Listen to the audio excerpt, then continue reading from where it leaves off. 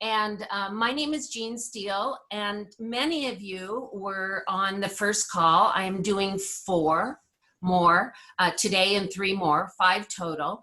And if you missed the first one, that you can go to my YouTube page and see it. And then I give you my information if you want to contact me, if you have any questions, etc. So this is interesting because this particular topic that I am talking about today is usually one of my absolute favorite topics. It's primarily gratitude and resilience. And yet during this time, it's hard to talk about because I think many of you are going to challenge me in your head and say, this is not a good time to be grateful. But I'm going to argue. My levels are low. Uh-oh, I don't have someone muted with a kid who's asking her a question right now. Oh, let me see. Maybe it's Cindy. Okay. Carrie is, okay. So what happens is oftentimes when we're stressed out, our brain automatically goes to negativity. And it's actually a good thing if we're truly in fight or flight and trying to save our lives. But what happens is when things are not dangerous, our brain still goes to the negativity. And oftentimes even as much as catastrophizing. And I'm on a neighborhood thing, and it's very, you know, like a next door thing for our neighborhood.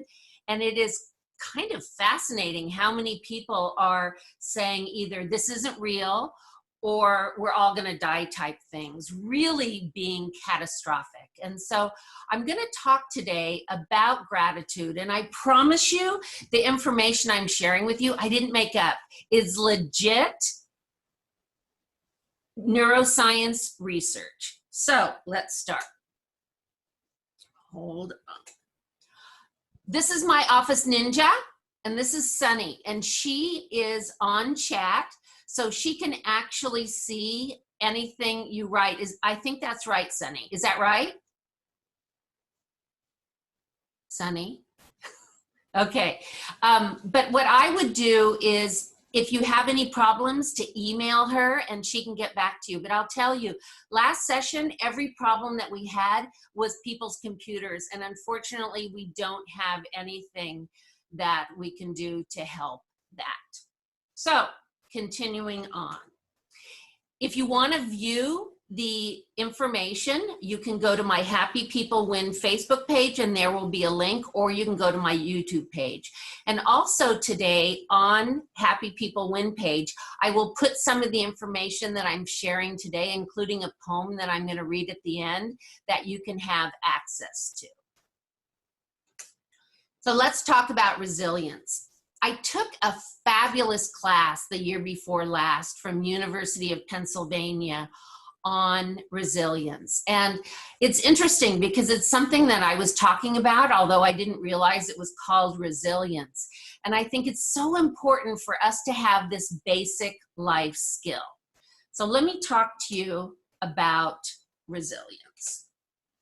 The definition of resilience, I like these two in particular. One is overcoming what life puts in your path.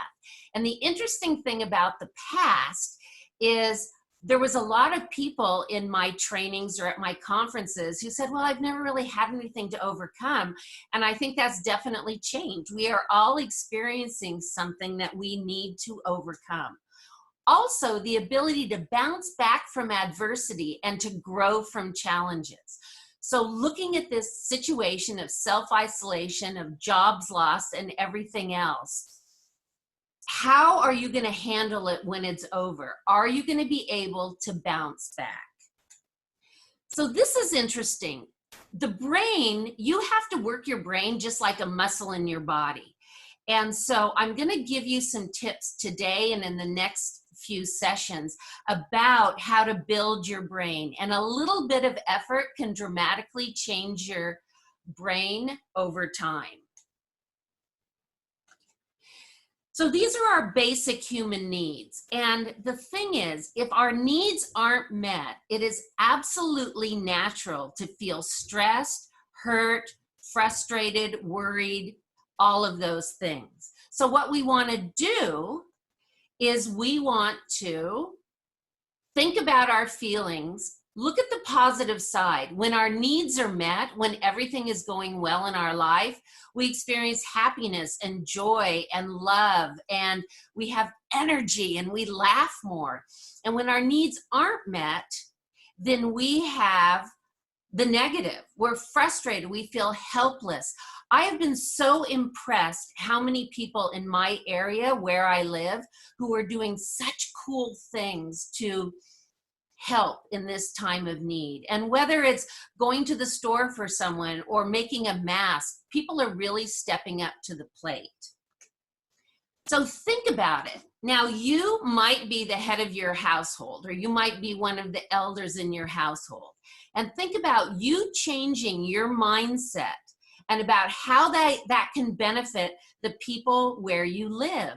And when I was talking to businesses, I would say, okay, when you're going through change, if you start talking to your staff and going, oh my God, this is so horrible, but we're gonna have to do it, you expect them to be excited? Well, it's the same thing in your home. If you are feeling stressed and negative, whomever you live with, and I think even your animals are gonna be stressed out too. We're going to talk about these 5 elements of resilience, and oftentimes studies show that there's more than this, but I'm going to focus on these 5. And today I'm going to tackle the first 2, mindfulness and then gratitude. Next time we're going to talk about optimism and self-compassion, and then another day we're going to talk about grit. We're so busy watching out for what's just ahead of us that we don't take time to enjoy where we are. And this is a hard one. I debated last night whether to take that out.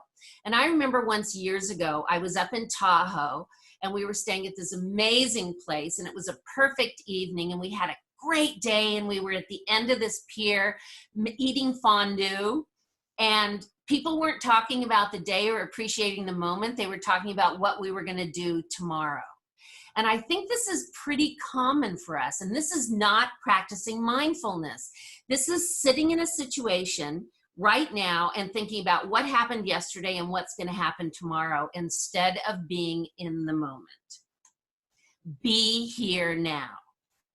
This is a great mantra for you to remind yourself when you start to stress out and think, oh my God, what's going to happen in the future? You guys, no one knows. And so it's good for you to remind yourself to be in the moment. When I was in grad school, our professor taught us about perfect moments, and I love this notion. So a perfect moment is just stopping when you're in a situation that you're thinking, this is so good, and doing a mind click picture to remember that moment.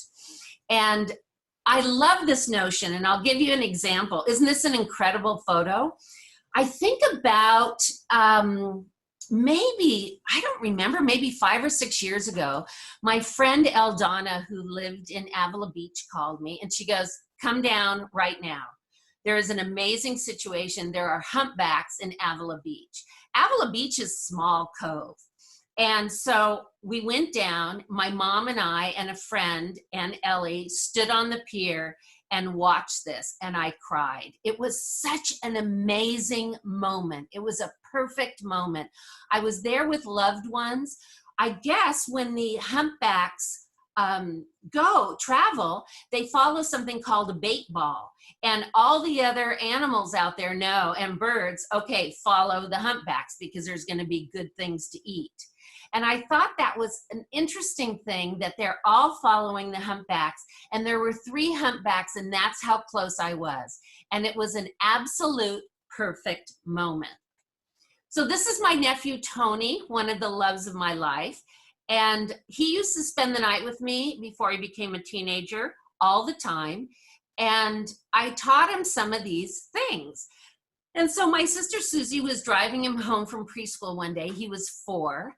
And he says, Mom, pull over. And she was a little bit of panic. She pulls over and he says, hold my hand. And he was in a car seat and he held her hand. And he goes, this is a perfect moment. This is what Aunt Jeannie talks about. And Susie got really emotional. And I thought it was so lovely. And he said, we're talking and we're laughing and there's a sunset.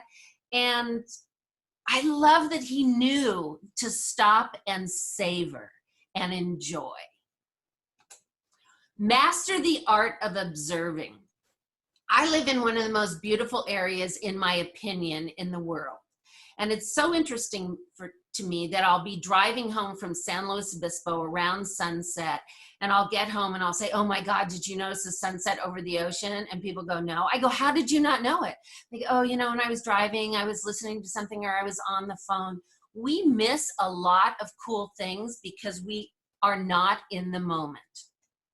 So observation requires us to immerse ourselves and not pass judgment, just observe the impressions. And then we have to free ourselves from the biases.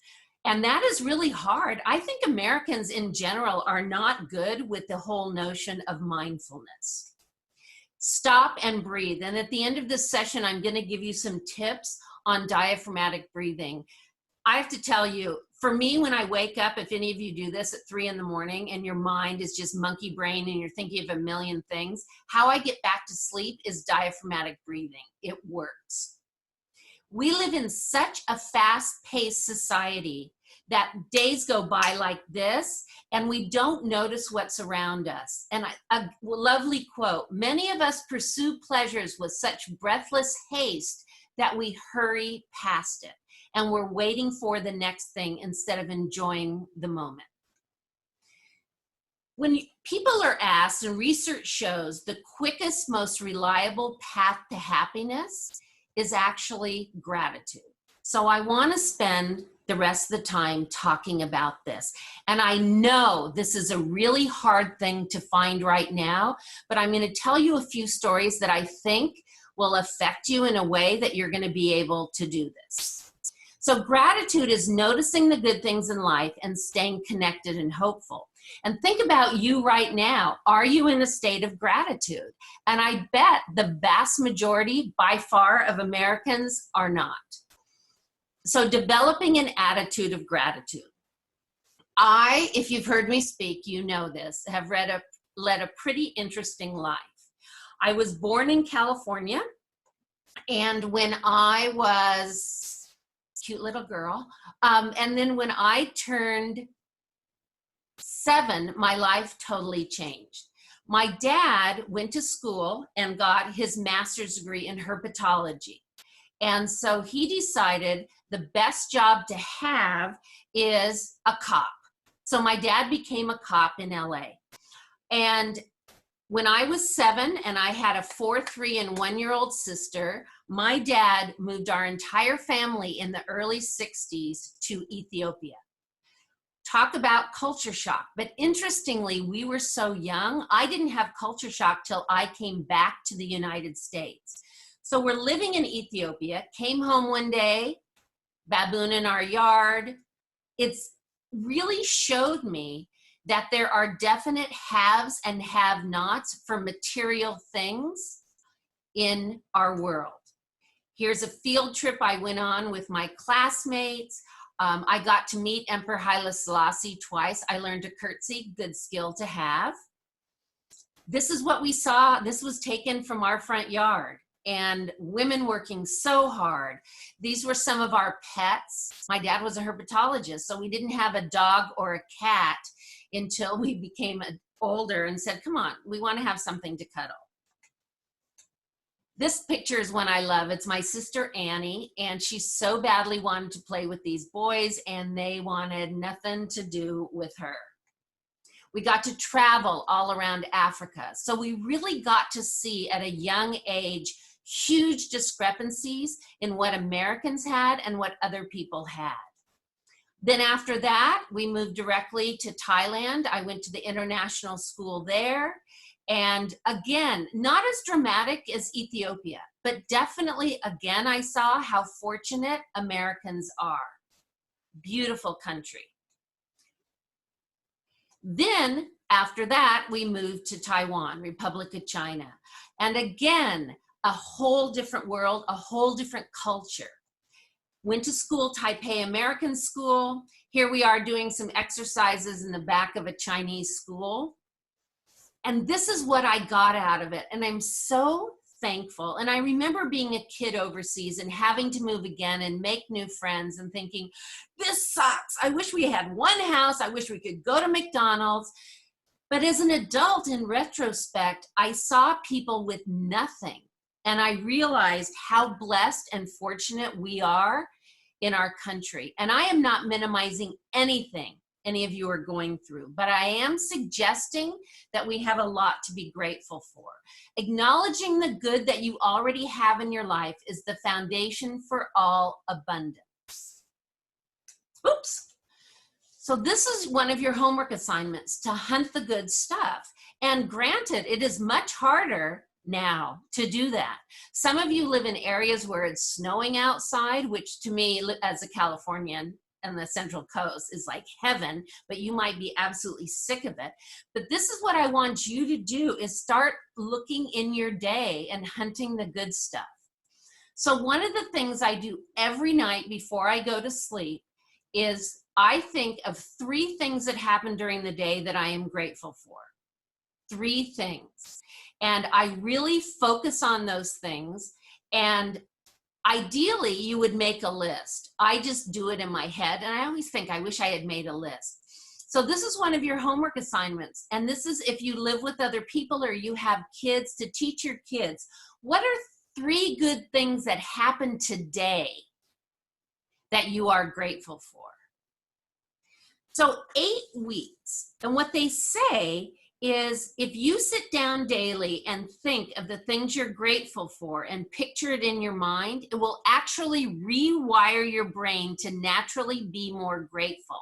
And what they say is 8 weeks of this gratitude practice will actually change your brain patterns to be more positive.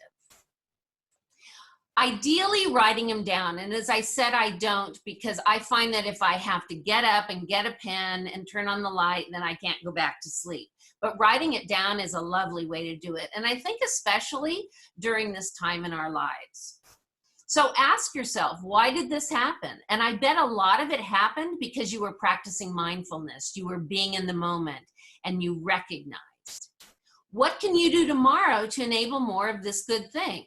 So today I felt happy, and if some of you who know me well, I put a big cup of, big gulp cup full of birdseed, and I throw it on my front patio every morning. My cats sit in the window. My personal best was over 30 birds eating it and chirping, and they make me happy. So how does that happen tomorrow? I throw out another cup of birdseed. Every day may not be good, but there's something good in every day. So this next video is one that I just want you to hear and watch, but mostly hear. And there's a group in the United States who sends over shoe boxes full of mostly dollar store items to areas in Africa.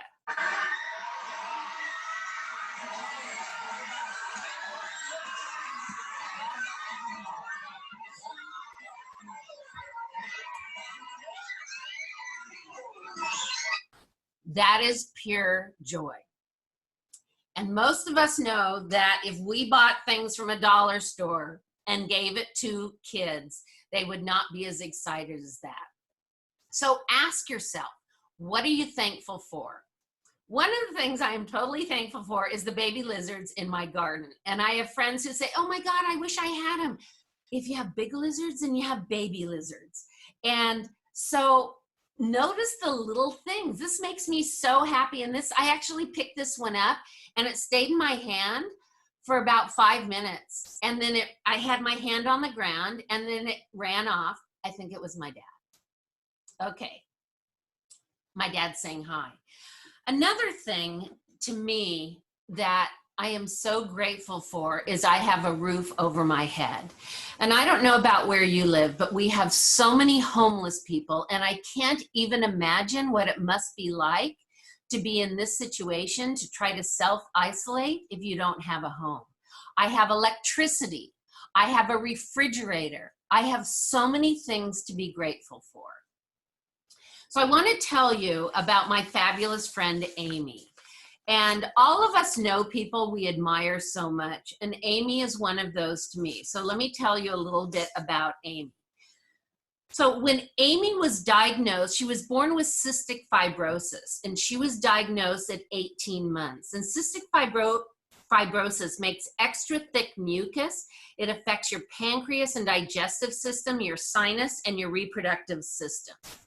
So here she is as a little girl, absolutely darling, and she had to hook herself up to a breathing machine and a tube feeder all night long. And sometimes if she wasn't feeling well, she would have to do it 4 to 6 times in a day.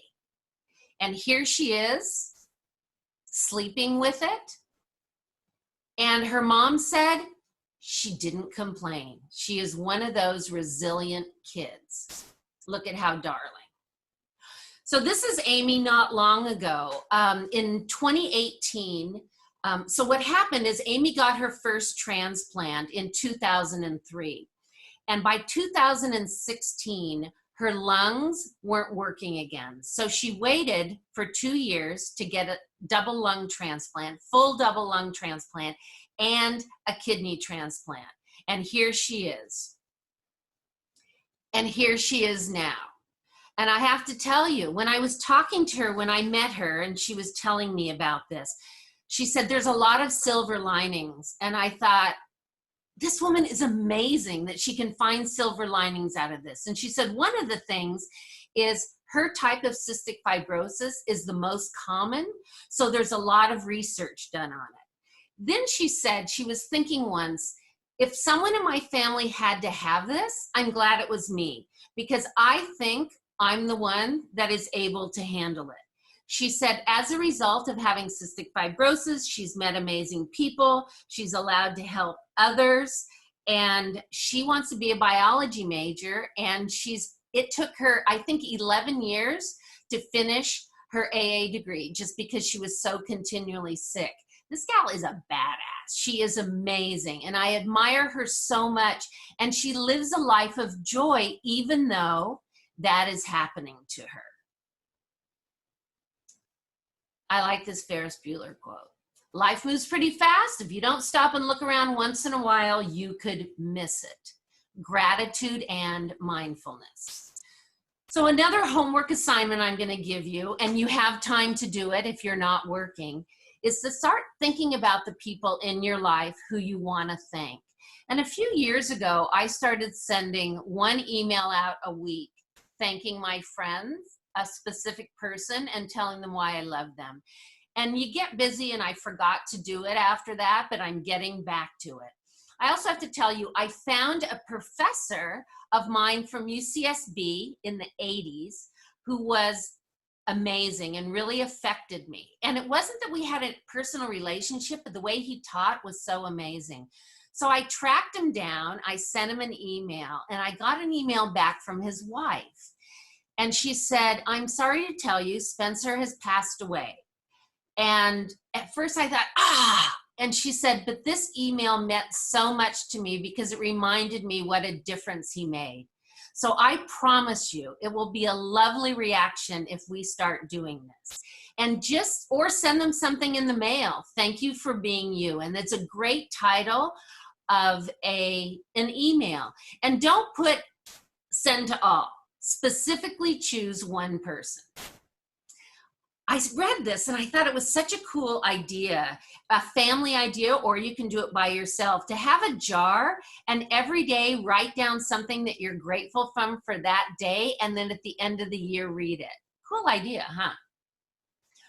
This one's an interesting one. Find gratitude in your challenges. And I know every single one of us are going through challenges right now. And the people I know who are working are absolutely stressed out as well.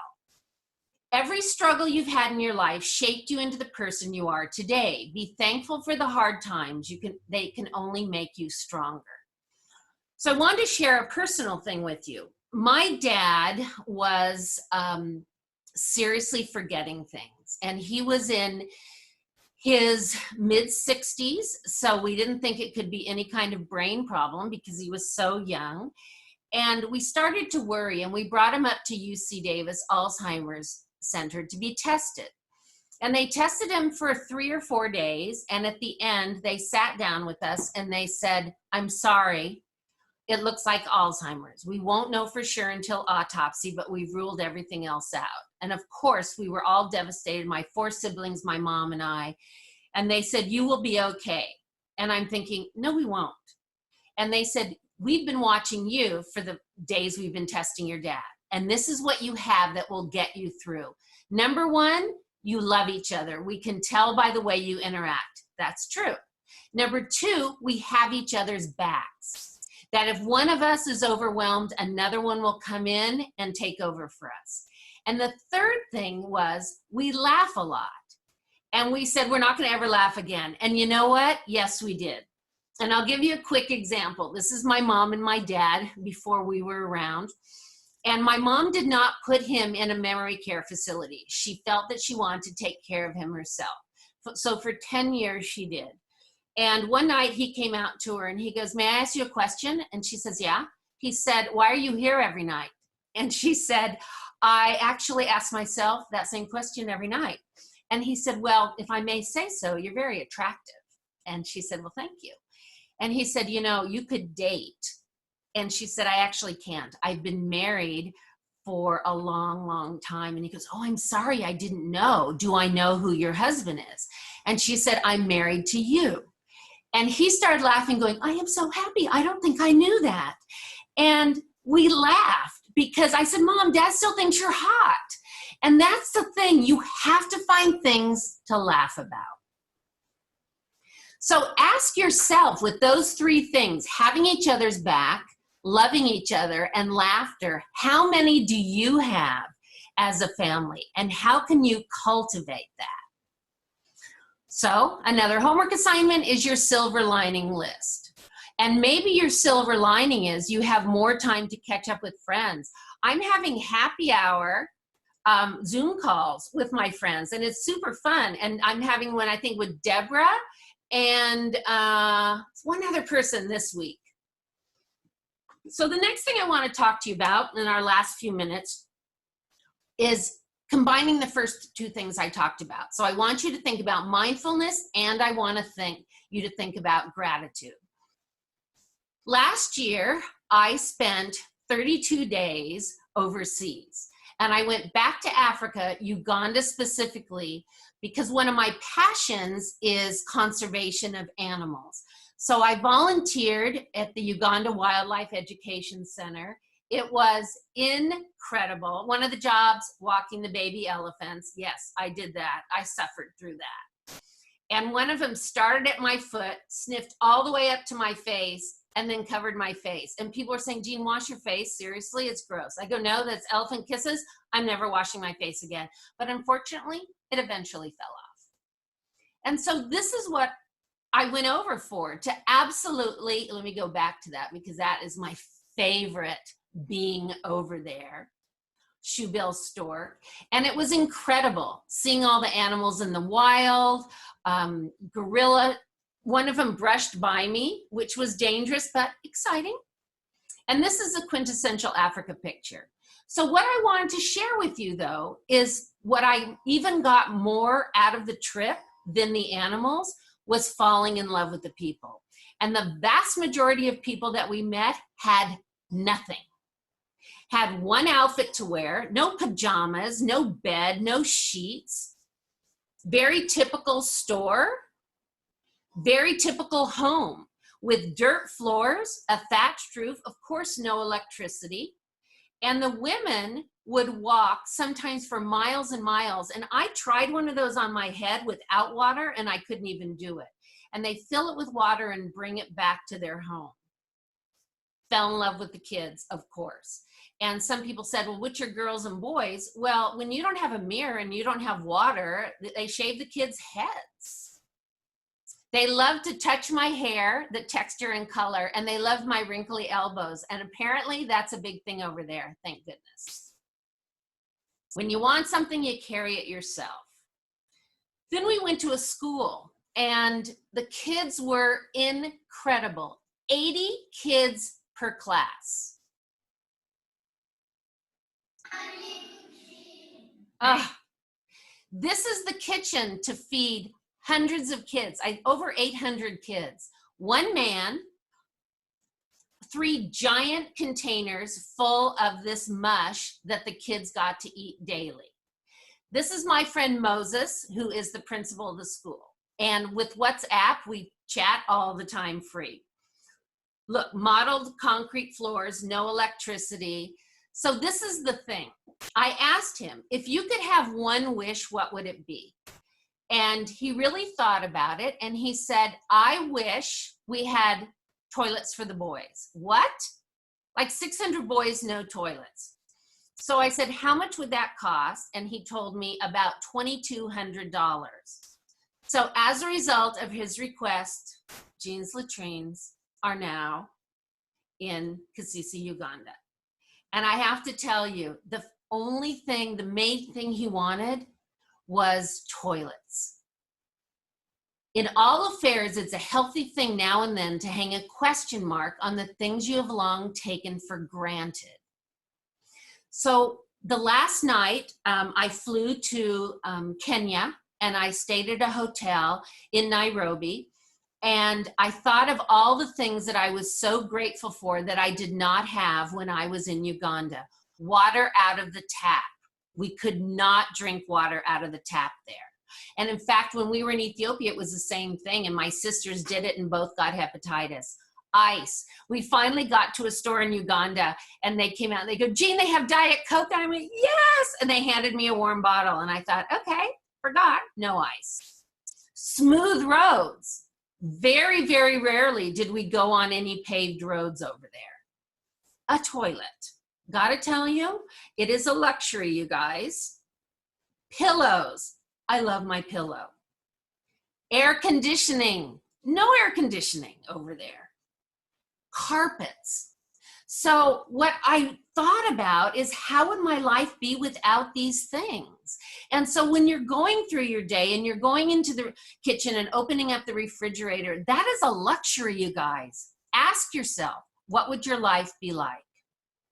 Someone else is happy with less than what you have. Another homework assignment, 5 things. So I want you to think of 5 things that you do daily that normally go unnoticed or unappreciated. So whether it's going in and turning on the shower, turning on the stove, watching television, all of those things. Think of the 5 things that you didn't appreciate until you heard this today and I made you start thinking about it. One of the things I really miss is I like going to a movie theater and I like being with a big group of people and seeing movies. And I used to do it every Sunday when I was home. And I miss that. So the last thing I want to tell you, I read this poem and I loved it, and I'm going to put it on the my Facebook page. When this is over, may we never again take for granted a handshake with a stranger, full shelves at the store, conversation with neighbors, a crowded theater, Friday night out, the taste of communion, a routine checkup, the school rush each morning, coffee with a friend, the stadium roaring, each deep breath, a boring Tuesday, life itself. When this ends, may we find that we have become more like the people we wanted to be, we were called to be, we hope to be, and may we stay that way, better for each other because of the worst. I love that, and I'm going to post it. And it really reminds you of the little things. I haven't been able to hug my mom, and I am a hugger. And she's my mom. And it's been really hard. The first thing I'm going to do is hug my mom. Some final tips. I talked to you about breathing, and I'm going to post this as well. But what I want you to do is I want you to consciously think about taking breaths. And it's starting out by breathing slowly, breathing in through your nose and out through your mouth. And what you do is you stop thinking about everything else and you just focus on your breath. And I will tell you, I have not been able to get to 10. I am good at diaphragmatic breathing now. And I have never been able to get to 10 and not fall asleep again when I wake up at 3 in the morning. So I have to tell you real quick, I used to teach an anger management class when I lived in Sacramento. And we did about 15 minutes of diaphragmatic breathing. So the next class, this guy came to class and he goes, yeah, I tried it. I almost kicked someone's ass. I went, excuse me? He goes, yeah, I was in a bar. This guy's in my face. I'm freaking out because I know if I get in another fight, I'll go back to jail. So I thought I'd breathe. And I go, so what happened? And he goes, this is what I did. And he was standing there going, and he's like 6'5". And I said, okay, that scared the hell out of me. He goes, what? I was just breathing like you told me. I go, yeah, but you have to learn how to do it subtly when you're in public, because it freaks people out when you're doing the deep diaphragmatic breaths in the middle of a fight. This is an app that I really like. And I think it's free. And sometimes I listen to sounds, nature sounds with music, sometimes just nature sounds. It's really relaxing for me. Mentioned this last time, I'm mentioning it again. One of my friends who might be on here texts me a couple times a day to tell me how many people have now died. I don't need to know that. I do not need to know it for any reason. And we need to be careful that we're not checking the news every few seconds to find out what's going on. It's not going to change our lives. I do want to add that I watched that Trevor Noah interviewed Dr. I think it's Fauci, who's amazing, infectious disease specialist. And I think it was great information about what the virus is about. Again, to reiterate, the things that I suggest you do. At the end of the day, think of 3 good things that happened. Create a silver lining list. So one of the silver linings that I forgot to mention when I was talking about my dad is he forgot how to talk. He didn't know who we were, but one thing he never forgot ever is how to give a kiss. And we would go up and we'd say, Dad, can we have a kiss? And he would give us a kiss, a silver lining. 5 things every day that usually go unappreciated. Breathe and limit the news. I'm not saying don't watch the news, but I am saying limit it. I just finished this book and I loved it, so I wanted to recommend it to you. I never read her first book, Lean In, but this one is absolutely amazing, and it's written so it's really easy to read. Again, if you want to legally stalk me, Instagram or Happy People Win, Facebook. I took this picture of Jenny. We went on a road trip for me speaking up in Seattle. Excuse me, Spokane, sorry. And last session, I talked about this, that they have this awesome, giant radio flyer. And we went on it, and it's fabulous. So if you have any questions or you want to talk about me doing something specific for your business on Zoom, contact her. The next one we're doing is Friday, April 3rd. If you want to watch any of these, again, go to my Happy People Win YouTube page. If you want to email me, here's my direct email, Jean@happypeoplewin.com. And on that note, I'm done. Thank you guys for attending. Well, I love that you're waving to people I can see. Susan, wave. And I see your dogs in the back. That is awesome. Barbara, Deborah, love you guys. And I will see you on Friday. Bye. Thank you. Oh, I heard someone. You're welcome.